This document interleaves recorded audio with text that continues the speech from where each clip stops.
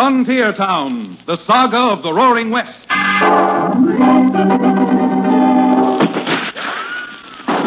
Frontier Town. El Paso, Cheyenne, Calgary, Tombstone.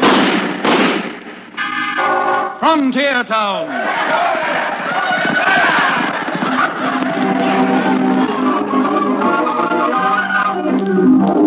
Here is the adventurous story of the early West, the tamed and the untamed, from the Pecos to Powder River, Dodge City to Poker Flat. These are the towns they fought to live in and lived to fight for, teeming crucibles of pioneer freedom. Frontier Town!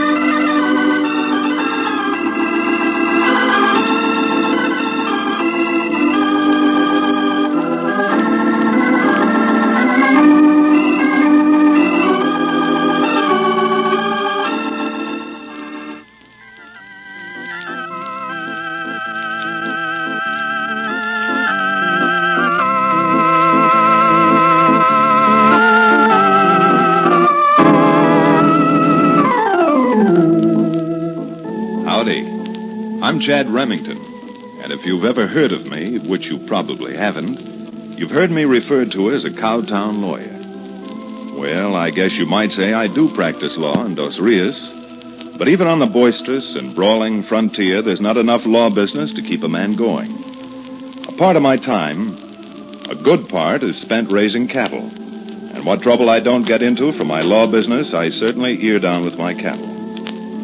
Because it's still so fresh in my mind, let me tell you what happened this shipping season. I guess it all started the day I was out checking my stock and keeping my eye out for downed fences with my sidekick, the ex-medicine man, Cherokee O'Bannon. Chad, my boy, I don't mind saying that these steers of yours look like you've been feeding them nothing but my genuine Cherokee Indian rattlesnake oil. Now, wait a minute, Cherokee. They can't look that bad. Besides, my cows don't touch alcohol. Don't touch alcohol? Then that must account for the expression, dumb as an ox. By the way, you don't happen to have a wee drap on you, do you? I certainly don't, and even if I did, Cherokee, isn't that someone over there riding through the junipers where we just cut out those heifers? Junipers? Must be a man after my own heart. They flavored gin with juniper berries. It is someone, Cherokee. Come on. We're going over and find out just who he is and what he's doing trespassing on my land. By George, you were right, Chad. There is someone there looking over your cattle. Hey, you! Suppose you just hold it. All right, easy there, boy. Slow now. Billy Blue Blazes, Chad. See who it is? It's that packing house fellow who recently came to town. Deuce Zeideman. Howdy, Remington. Who'd you think it was? A rustler? If I had thought so, Zeideman, you wouldn't have lived long enough to ask that question. And believe you me, the counselor's not fooling. Just what are you doing out there anyhow? I was riding by, saw your cattle, and figuring you'd probably be selling to me pretty soon, thought I'd save myself a trip by checking them over now. You represent that new packing house combine, don't you, Zeideman? Yes, sir. I sure do. United Beef Syndicate. And I'm willing to pay you a mighty good price. And how much would a mighty good price be? Oh, let's say 7 cents. 7 cents? What do you think these are? Range-fed longhorns? Now, these are Herefords, mister, and practically fed by hand. I might up that a penny a pound. Fat chance. Chad's always gotten 10 cents and up from Ed McComb. Yeah, but Ed McComb's dead. You don't think his wife can stay in business at those prices, do you? Mister, not only is Lizzie McCombs capable of running that packing house, but she's staying in business if I have anything to do with it. Suit yourself, Remington.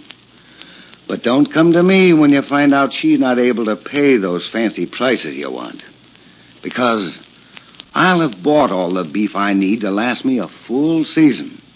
Now, if I were you, I'd think it over. And fast. Real fast.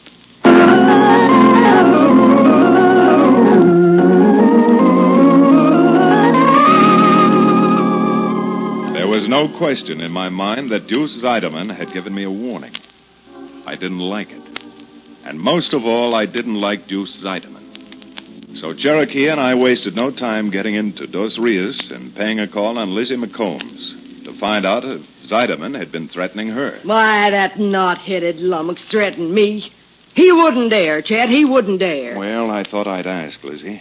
After all, now that Ed's dead, well, with that kind, you never know. Well, Deuce Zeideman and the United Beef Syndicate ain't scaring me out of business, with her or not. Well, I'm glad to hear you say that, Lizzie. Because I thought the way Ed had been found shot so mysteriously, it just might have been Zeideman and his crowd. You shouldn't say things like that, Cherokee. At the coroner's inquest, Deuce Zeideman had an airtight alibi. Even if he didn't have an alibi, the McCombs Packing Company is still in business, and is going to stay in business. If Deuce Zeideman has got any different ideas, he's going to have a fight on his hands that the whole county won't forget.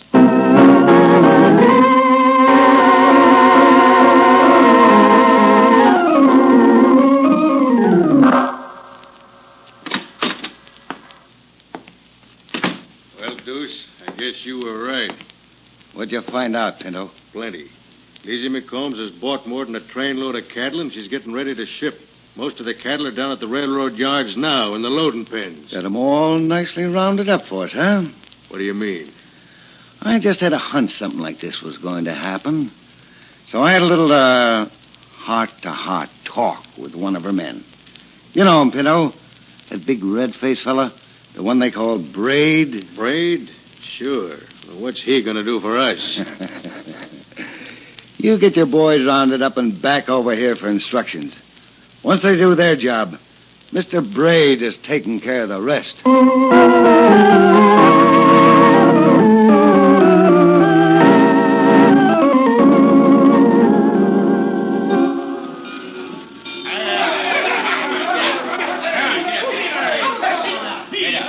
getting the cattle loaded all right, Braid? Doing all right, Mrs. McCombs. Won't be long before some lucky city folks will be licking their chops over some more prime McCombs beef. Yeah. If nothing goes wrong. Yeah? Well, what could go wrong now? Well, that new beef syndicate that Deuce Zeideman's got, I ain't too sure. Well, you know what they say. Competition's good for business. Yeah, maybe honest competition's good for business, Braid, but when you're dealing with a weasel face slick-talking... Joe, man, what's that? Why, them filthy sidewalkers shooting up the street like that. They're panicking our seers. Look out, Mr. McCombs. Come on, get out of here. Here come them local cattle. We'll all be trampled to death.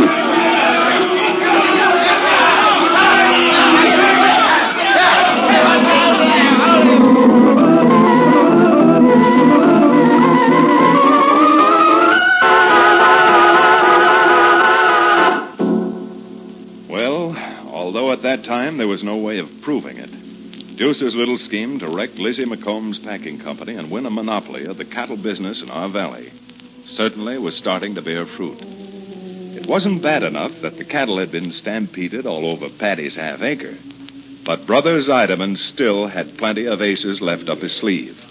The first ace, the black one, he wasn't long in playing. Blast you, the lot of you. Why don't you men button up your lips and let me do the talking? What's the use of talking, Mrs. McCombs? The boys are right. It's too bad, but working for you seems to be a sure way of ending up at the doctor's or at the undertaker's. You nothing. What about me? If y'all quit like you say you're going to do, where am I going to end up? You're not so bad off. You can probably sell out to this syndicate of Zeideman's. But the way things have been going with us, 2 men killed in the stampede today and 3 others hurt. We know when we're well off and we're staying that way. Come on, boys. Let's get out of here. A couple of times, Lizzie, but I guess you didn't. Hello, what's going on here? Old Braid and the boys are quitting, Chad. Why, you can't quit on Miss McCombs at a time like this? Well, we are quitting. What's she going to have to do? Go out and hire some men? She sure will have to hire some men. If you're any sample. I'm sample enough not to turn yellow like you all have done. Yellow, huh? Well, does this look like I'm yellow? Come on, you galoot! Lend me a hand!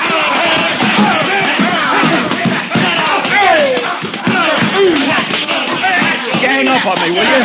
Well,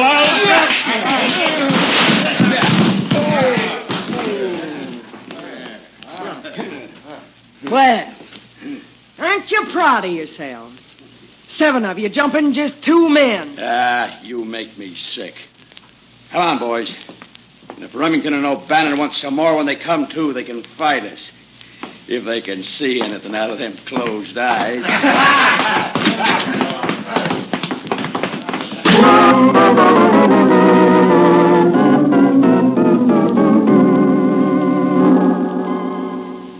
Will you quit worrying, Braid? If there's anybody to worry, it's me and Pinto. You're sure right about that, Deuce. Because Remington ain't going to take this laying down. What can Remington and O'Bannon do against a lot of us? Well, one thing he can do is keep Lizzie McComb's backbone up so she'll fight to the nail. What Remington needs is a good lesson. Something that'll teach him when he tries to cross us up, he's just playing with fire.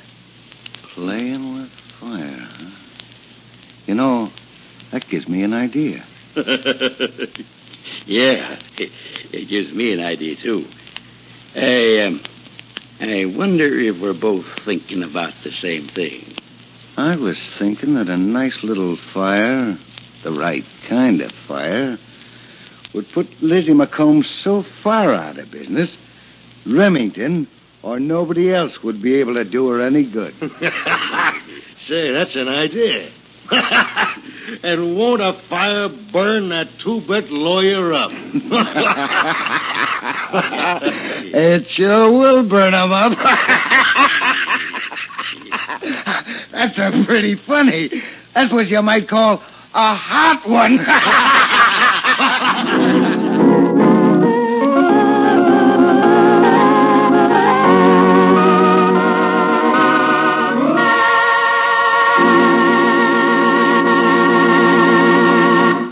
We'll return to the second act of South of Santa Fe, our exciting frontier town adventure, in just a few moments.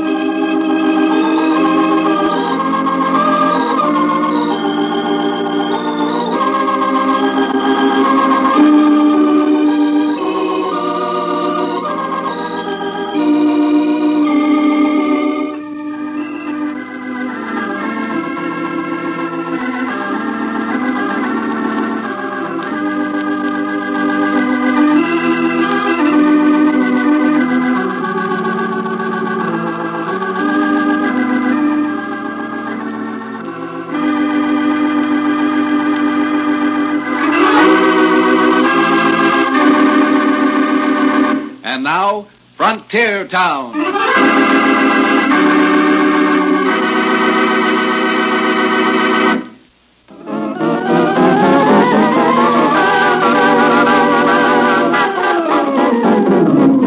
As a lawyer, I make it a practice to pretty well keep my temper under control. But as a rancher, well, I'm afraid that it blows and blows hard. Not only was I sore inside, but I was sore outside as the result of the beating I'd taken at the hands of Braid and his gang. Well, that night, patched up with court plaster and arnica, Cherokee and I were sitting in my law office, located above Cherokee's livery stable. I was fuming and Cherokee was fuming, but for an entirely different reason. Billy Blue Blazes, Chad. After the beating I took, it's unfair, inequitable, and downright picayune of you to make me sit here with you when I could be over at the Ace of Hearts, the Gold Nugget, or some other worthy tavern imbibing some relaxing fluids. All right. Go ahead, Cherokee. If the drink means that much to you, I guess I can get along without you. Oh, now there's no reason for you to be hasty, Chad. I'll stay here with you for a while if you think it'll do any good. Who knows what'll do any good. Mr. Deuce Zeideman may be too much for me. You don't honestly mean that, do you? Well, I'll admit that Stampede engineer down at the railroad yards today wasn't quite as successful as he thought it was going to be. Lizzie said that they got back all but 37 head of the stampeded cattle. Yes, but he did succeed in getting Lizzie's men to quit as a result of the stampede. Cherokee, that varmint is about the crookedest crook I've ever seen. Imagine playing both ends against the middle. Tries to argue us ranchers into breaking our contracts with the McCombs Company, at the same time that he's trying to wreck Lizzie and force her into his price-fixing syndicate. He's a rascal, all right, and a clever one. Well, some folks have called me a rascal, Chad. But my whole trouble has been that the only thing I can't resist is temptation. I'll take drinking liquor. Chad, what are you staring at out the window? Look, Cherokee, across the street. See those men heading for the McCombs Packing Company barns? Well, I'll be reformed. A couple of those fellows look familiar. I'll say they're familiar, all right. They were in that gang that beat us up this afternoon. What do you think they're doing, leaving their horses and heading for the stockyard holding pen? I don't know, Cherokee, but we're sure going to find out.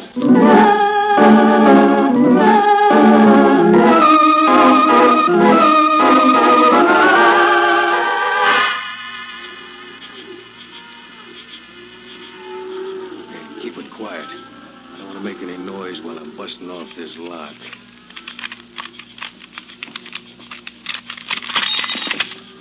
Hey, that's it, Pinto. That does it. Come on, boys. Come on. And don't make too much noise with them kerosene cans. Yeah. Keep it quiet, boys. Keep it quiet. Where's the best place to start this fire, Braid? Right here, in the feed. Okay, dump that oil out and get it lit. Yeah, okay, Pinto. All right, now don't keep quiet, boys. Yeah, get it going there now. Yep.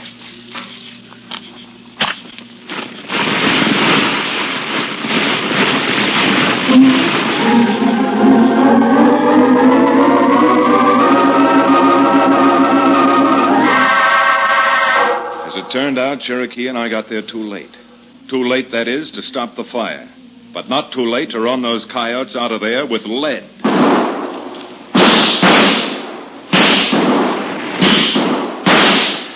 on, Chad. There they go. Hold it, Cherokee. We've got to let them go and try to put out this fire. Go find some buckets while I try to dig up some blankets. We may be able to put this out before the whole place goes up in smoke.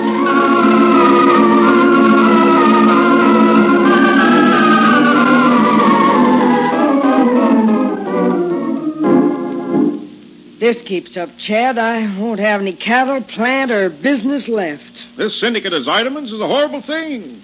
He'll eventually have a monopoly and force people to buy meat at his own prices. You're sure right about that, Cherokee. In fact, I've been reading that there's some talk in Congress of legislating trusts like that out of business. Oh, well, I ain't got no time to wait for Congress. You know, I think what I'm going to have to do is get hold of 50 or 60 cattle cars and ship every head of stock I own to Kansas City or Chicago and take what I can get for 'em. Well, Lizzie, that's your business. But personally, I'd rather end up 6 feet under than knuckle down to a weasel like Deuce Zeideman. And, Miss McCombs, the same goes for yours truly, Cherokee O'Bannon.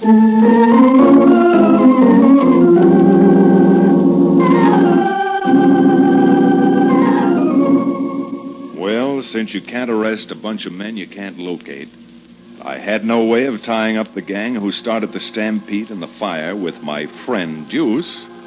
All Cherokee and I could do was wait. Just wait. Meanwhile, Lizzie McCombs sent a telegram requesting 60 cattle cars. And when the answer arrived, she came storming into my office. Talk about monopolies. Read this telegram I just got back from the railroad. Every available cattle car reserved for United Beef Syndicate for the next 60 days. Yes. United Beef Syndicate? Isn't that Zeideman's outfit? Your dad blasted right at Zeideman's outfit. Oh, Chad, there's no two ways about it. He's got me licked. Of course you're not licked. You don't have to ship your cattle. You can trail drive them to Abilene. No, not on your tin type. I wouldn't drive a half mile. Life's too short for any more grief than I got now. Oh, Chad. I'm afraid I'm just... Wait a minute. Hold it, Lizzie. Am I seeing things, or is that Jew Zeideman coming over here? It certainly is, Zeideman. I wonder what he wants. I hope I'm not butting in. But they told me over at her office that Mrs. McCombs was up here. Well, you're in, Zeideman. What do you want? Well, I just heard from the railroad that Mrs. McCombs needs some cattle cars for shipping. That's right. What'd you do? Come over here to gloat? Oh, certainly not, ma'am. Since I won't be needing the cars I reserved for another week or two, I'll release them to you, if you'd like. Oh, wait a minute. Ducey, are you serious? He's up to something, Lizzie. Leopards don't change their spots, and polecats don't change their stripes. Look, I came here to talk business with Mrs. McCombs. All right, Zeideman. How much do you want to charge me for the cars? Charge you?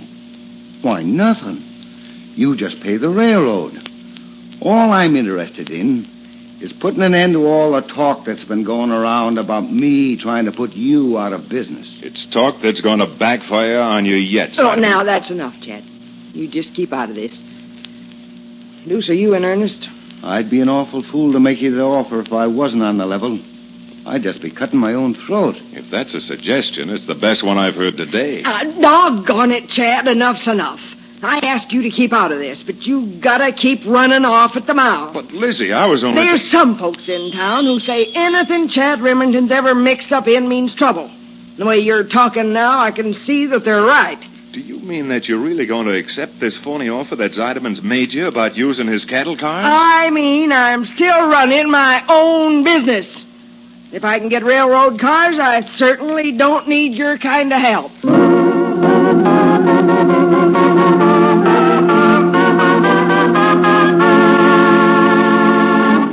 Deuce, I still don't get the idea of first tying up all the railroad cars and then turning around and letting the old lady use them. No, Pinto. I'm afraid you wouldn't get the idea. But we've pulled so much rough stuff on the McCombs Packing Company that everybody in town's suspicious. Well, why shouldn't they be? That's right.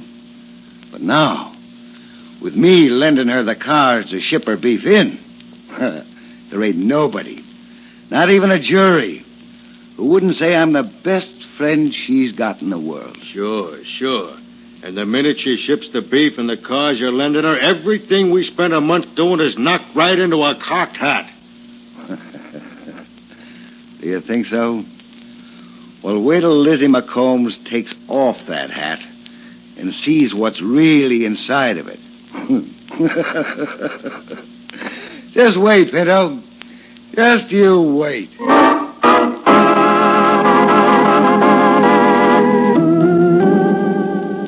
Although I didn't know that Deuce was laughing, I didn't sleep that night. And along about sunup, I rousted Cherokee out of his bed, made him saddle up 2 of his livery horses, and we went for a ride. I had to think. And I had to think hard and mighty fast. And I guess you can say it was no accident that I tried to do my thinking riding close by the railroad right away. Chad, I think you were strictly non-compos mentis if you try to butt into Lizzie McCombs' business any further. I'd be loco if I didn't follow this hunch. There's got to be a reason why Deuce let Lizzie borrow those cattle cars. And the only reason I can think of is to put her out of business once and for all. But on the other hand, if you are wrong, the ranchers who have sold to her are going to take you apart. Remember, your luck is wearing mighty thin. Not half as thin as the city folks will be if Zeideman gets control of the beef market. I suppose you're right. But what are you going to do way out here in this ungodly hour of the morning? That cattle train is coming now, Cherokee. It's got to stop for water right down there ahead of us. So? So you and I are waiting until the train stops, sneaking behind the coal car, breaking the coupling, and seeing if we can't let the cattle cars roll back down the hill toward town. By the whiskers of my pet goat, what happens to us if the train crew catches us? By the whiskers of your pet goat, if they catch us. Make tracks out of there, because that air won't be fit breathing. We'll choke to death on gun smoke. All right. Hold it right here.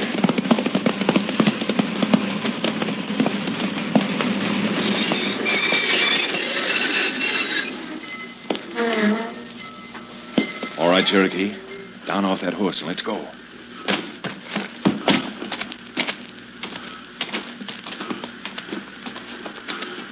Cherokee, you cover me while I crawl behind that tender and break that coupling.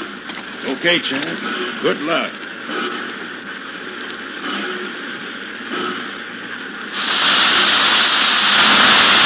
Hey, what's going on there? Chad, come on! If you don't want to get ventilated, stop right where you are. We're taking charge of these cattle. Hey, cattle still. Hey, Brownie, get the engine started again. They can't get the cattle if we move them out of here. Chad, stop them. They're getting back in the engine. Let them go, Cherokee. If they want the engine, let them take it. Chad,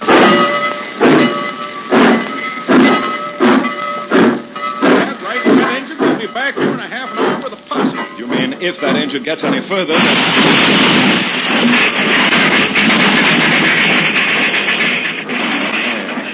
That's what Juice planned to have happen to the whole train. A derailment, an accident which he wouldn't be held responsible for.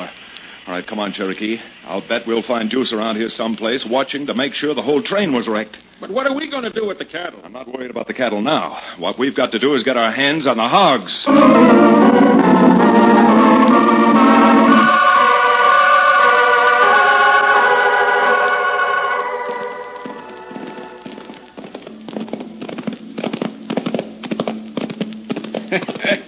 I hope you're enjoying your morning constitutional dues. You can't fall off the way Chad's got you tied to the saddle. Why don't you shut up? I guess you don't know Cherokee very well, do you, Deuce? He's one man who always keeps his mouth open, ready for any emergency. Yes, indeed. Yes, indeed. And even though this is the time of the morning I'm generally getting home, I've got my mouth all set now for something slightly stronger than breakfast coffee. And I think that Deuce here is the one who ought to buy you the drink. Deuce should? Why do you say that, Chad? Well, wasn't it his gang who closed both your eyes yesterday? Yeah? Well, then, since turnabout is fair play, he's the man who should buy your eye opener.